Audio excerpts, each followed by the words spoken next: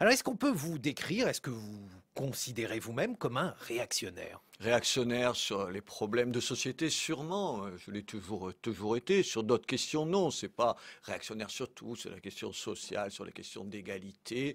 Non, je pense que le monde doit changer. Sur un certain nombre d'autres questions, je ne suis pas sûr que le changement, le progrès auquel vous faites allusion, vous avez fait allusion à l'instant, soit forcément, par définition, une bonne chose. Alors, vous dites que vous l'avez toujours été, mais ça, c'est quelque chose qui surprend, puisque on vous connaissait donc comme militant de la liberté de la presse auprès de Reporters sans frontières, et à cette époque, vous étiez déjà un conservateur ou un réactionnaire, selon l'expression que vous préférez. Oui, simplement, ne me posez pas la question. Si vous m'aviez reçu ici à ce micro, c'était pour parler des journalistes en otage, de la liberté de la presse dans tel ou tel pays. On m'a jamais demandé ce que je pensais de telle ou telle question, l'homosexualité ou que sais-je en France, je sais pas, le statut de la femme ou autre chose comme ça. Oui, je l'ai toujours été. Et ça veut dire que, par exemple, vous votez à droite, Mais Robert oui, mais Ménard. je l'ai dit, je l'ai dit. Ce qui m'exaspérait, ce qui m'exaspère toujours, c'est, vous savez, les liens incestueux qu'il y a aujourd'hui entre les organisations de défense des droits de l'homme, comme Reporters sans frontières, que j'ai créé et dirigé pendant plus de 20 ans, et la gauche. Immédiatement, si vous avez un journaliste en face de vous, j'en ai en ce moment, il pense, parce que je dirigeais une organisation de défense des droits de l'homme, que j'étais à gauche ou que j'étais progressiste. Il se fait que je peux, et je pense qu'on peut très bien défendre les libertés sans pour autant penser, une fois de plus, que le progrès, ou ce qu'on appelle le progrès, est forcément bien positif, quelque chose pour lequel il faudrait se battre. Non. Mais alors, vous dites que vous votez à droite, vous votez très à droite, vous votez Front National? Non, je vote pas Front National, mais j'ai voté pour Monsieur Sarkozy aux dernières élections, n'imaginant pas que je puisse voter pour la candidate socialiste. Alors, sur iTélé, vous avez un talk show baptisé Sans Interdit. Chaque jour, donc à 17h45, vous défendez des points de vue rarement entendus sur les ondes. Vous pestez, par exemple, contre des documents scolaires montrant aux enfants des poissons homosexuels. Vous défendez la peine de mort. Vous êtes favorable à l'expression de toutes les opinions, Robert Ménard. C'est bien pour ça que je suis sur cette chaîne de télé, parce qu'on m'a offert un espace de totale liberté, de totale liberté. Je reçois des gens qui ne sont pas invités dans les médias parce qu'on pense qu'ils sont... Par exemple. Je sais pas, comment il s'appelle? Alors, Dieudonné, par exemple. Ah, mais je le recevrai avec plaisir, pas parce que je pense... Vous le Recevriez. recevrez. Est-ce qu'on peut mettre ça au futur? Est-ce qu'aujourd'hui, Oui, vous êtes en capacité d'inviter Dieudonné sur bien iTélé? sûr, si je pense que ça vaut le coup dans l'actualité, je n'hésiterai pas à le faire. Pas Mais une fois de plus. dans quel cas ça peut valoir le coup dans l'actualité de recevoir Dieudonné? Expliquez-nous, Je sais pas, Robert Ménard. par exemple, aujourd'hui, il y a un débat, je vous prends un débat aujourd'hui avec ce qui s'est passé aux États-Unis, vous savez, avec ces 6 personnes sur lesquelles ce fou furieux a tiré, dont... À Tucson, dans voilà, l'Arizona. dont une élue du Parti démocrate. Du coup, un certain nombre de gens en tirent comme conclusion qu'il y a un certain nombre de choses qu'on ne peut pas dire, qu'on ne doit pas dire, que les petits partis, Madame Palin est allée trop loin dans l'expression et tout. Je pense que c'est un débat qu'on a eu par rapport à Dieudonné ici. Est-ce qu'on peut tout dire? Est-ce qu'on peut pas tout dire? Je suis favorable à la plus grande liberté, parce que je crois que vos auditeurs, comme les Français en général, sont des gens intelligents qui trancheront eux et qui n'ont pas besoin de moi pour décider de ce qui est bien et pas bien. Bah nous, on permet à tout le monde de s'exprimer. En tout cas, on permet à Ahmadinejad, le président iranien, de le faire. À nouveau, le président iranien s'en est pris à Israël, l'accusant de racisme envers les Palestiniens. Pour lui, l'État hébreu justifie sa politique envers son voisin arabe en prenant comme prétexte la souffrance des Juifs pendant la Seconde Guerre mondiale. Et à ce moment-là, une population et un gouvernement illégitime s'est mis en place en Palestine.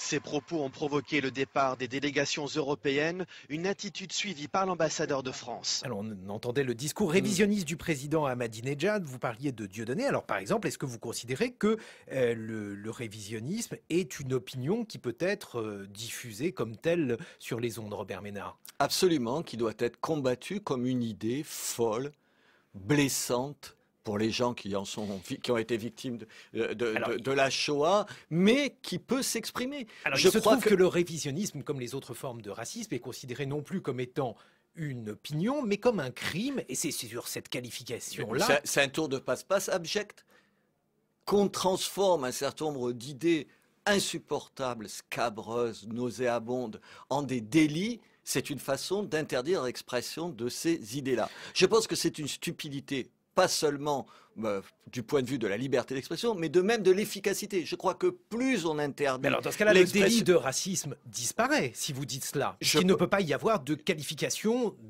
pénale sur des mots Je si vous pense que considérez la toute loi opinion sur le peut être dite. racisme en France est une mauvaise loi. Qu'il y a d'autres pays, il y a d'autres pays où la loi sur le racisme est infiniment moins Lesquels? dure. Les États-Unis, par exemple. Et il ne me semble pas qu'en France, la loi sur le racisme, comme elle est, qu'on rend de plus en plus difficile, de plus en plus sévère, est tellement efficace. Vous avez l'impression que la France est moins raciste avec les lois qui ont été votées? Vous avez ce sentiment-là, sérieusement? J'ai l'impression qu'il y a en tout cas un certain nombre de discours qui sont considérés comme illégitimes, et c'est plutôt Et ça une change bonne le fond des chose. choses. Et ça change le fond des choses. Moi, ce qui m'intéresse, c'est de lutter contre le racisme. L'interdiction de l'expression raciste a changé quelque chose en France? Non. J'en prends tous les sondages. Vous êtes les mêmes à ce micro à dire, regardez, d'année en année, regardez, il y a de plus en plus d'actes racistes, d'actes antisémites. Ça veut dire que les lois qui interdisent l'expression de l'antisémitisme ou les lois qui interdisent l'expression du racisme, elles ont, sur le strict point de vue de l'efficacité, aucun résultat. Alors peut-être qu'on peut se poser la question. Je ne défends évidemment pas des thèses racistes ou des thèses antisémites. Je pense que leur interdire l'expression, comme le propose la loi et comme le font mes confrères, est la meilleure façon pour transformer des salauds en héros de la liberté d'expression. C'est un comble quand même. Et alors, pour rester sur les salauds et ceux qui mériteraient punition et châtiment, vous vous êtes prononcé en faveur de la peine de mort récemment, ce qui a soulevé un tollé sur Internet, Robert Ménard. Oui, je milite pas pour la peine de mort. Je dis que c'est un débat qui mérite d'être posé. Il n'y a pas des débats comme ça qui sont interdits pour un certain nombre de tabous. Je veux dire, il y a des questions qui se posent à partir de la peine de mort. Il y a dans un certain nombre de cas de crimes atroces, de viols, d'assassinats d'enfants et tout, comme tout le monde, comme tout le monde. Alors je sais que le comme tout le monde, tout de suite on va dire qu'est-ce que c'est cette argumentation? Comme tout le monde, je suis horrifié, comme tout le monde, je m'identifie aux victimes, pas aux assassins, aux victimes, c'est-à-dire aux parents, aux enfants, et je me dis qu'est-ce que je ferais? Est-ce qu'il n'y a pas des gens qui se situent en dehors de l'humanité? En dehors de l'humanité, c'est la raison pour laquelle il y a la prison, un certain nombre de traitements destinés à cela. Vous savez très bien que la peine de mort ne peut se justifier qu'en cas de légitime défense pour la collectivité. Est-ce que Marc Dutroux, aussi monstrueux soit-il, remet en cause l'ordre social, Robert Ménard? Qu'est-ce que vous en faites de Marc Dutroux? Vous le sortirez de prison un jour? En tout cas, il Vous y le a sortez. un certain... Moi, je vous pose une question. Vous le sortirez un Non, jour de a prison? priori, Il y a un juge la prison est justement là pour prévenir que le corps social soit menacé par ce type d'individu. Et les mêmes défenseurs, les mêmes opposants à la peine de mort disent dans le même élan, oui, mais condamner quelqu'un à la prison à vie sans lui laisser l'espoir d'en sortir, c'est un traitement, je cite Amnesty International, dégradant. Alors donc c'est une faveur que vous faites à Marc Dutroux en le condamnant à mort pour lui empêcher de connaître la prison à vie? D'une certaine façon, oui. D'une certaine façon. Dire... Votre humanisme va vous perdre, non, Robert ne me faites Ménard. pas passer pour un imbécile. Incarcérer quelqu'un sans lui laisser aucun espoir de sortir en se disant, à juste raison, on ne sait pas ce qui va se produire, est-ce que c'est plus humain que la peine de mort? Je vous pose la question, je n'en suis pas sûr. Je ne dis pas que j'ai raison, je dis que c'est un débat qu'on peut mener. Et j'en ai ras-le-bol de m'entendre répéter. Ah non, on ne discute pas de ça, on ne discute pas de ça. La gauche m'insupporte avec, vous savez, Mitterrand. Qu'est-ce qu'a fait Mitterrand? En 14 ans, la seule chose qu'on est foutu de retenir, c'est la suppression de la peine de mort. Je ne vous dis pas comment il s'est comporté avant d'être chef d'État quand il était garde des Sceaux pendant la guerre d'Algérie. Alors vous voulez discuter de tout. Il y a une chose dont tout. vous ne voulez pas discuter, c'est quand on montre aux écoliers des poissons homosexuels. Alors ça, vous refusez qu'on le fasse. Bon, attendez, j'ai une petite fille. Je ne suis pas sûr que le débat sur l'homosexualité en classe à 6 ans ou 7 ans, ce soit la première priorité. Il me semble que les problèmes en France, c'est les problèmes de désintégration de la famille. Première de priorité, je ne sais pas, mais en tout cas, c'est une bonne chose de montrer aux enfants qu'il y a différents modes de vie possibles, notamment pour ceux qui auraient, par exemple, envie de choisir une sexualité qui n'est pas forcément la vôtre, Robert Ménard. Envie de choisir, ça c'est libre à vous. Je ne suis pas sûr qu'à 6 ou 7 ans, l'institutrice de ma petite Pourquoi? fille... Parce que vous voulez dire que l'homosexualité relève de l'inné et non pas de l'acquis? Je n'en sais strictement rien. Je sais, comme je ne sais pas, juste je relevais ce que vous me disiez. Je ne suis pas homophobe. J'ai simplement dit que j'ai des enfants, qu'aujourd'hui, je n'ai pas envie que mes enfants soient homosexuels. Pas parce que je suis homophobe.